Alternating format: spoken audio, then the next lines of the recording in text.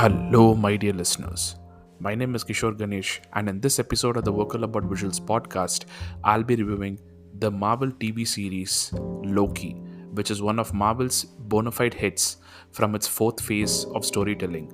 Loki stars Tom Hiddleston, Owen Wilson, one of the major reasons why I even watched the series, Sophia Di Martino, Gugu Mbata Raw, Kihu Kwan, who might win an Oscar in the coming days, Jonathan Majors, and others.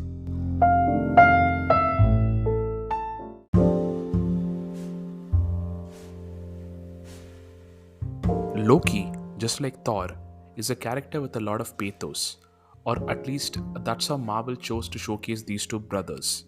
Thor is about dealing with the loss of loved ones, including the love of his life, limbs, etc. And Loki, well, is about losing his life.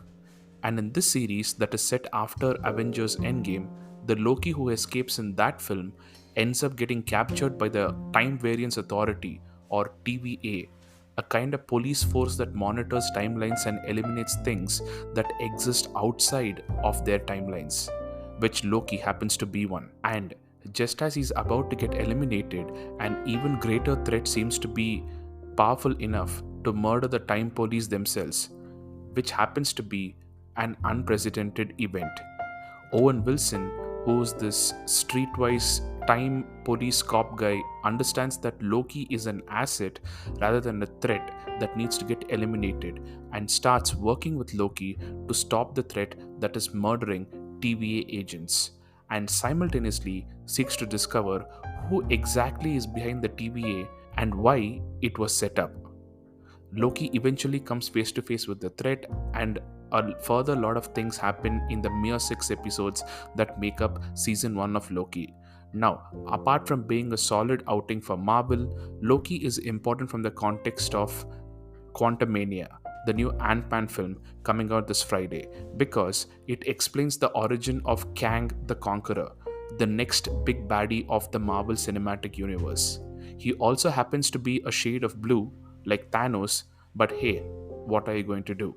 So, that's one of the main reasons why it would make sense for both Marvel fans or just people who are keeping up with this decade long story to watch this before you watch Quantumania. Now, coming to the review of the season itself, well, this season was superb.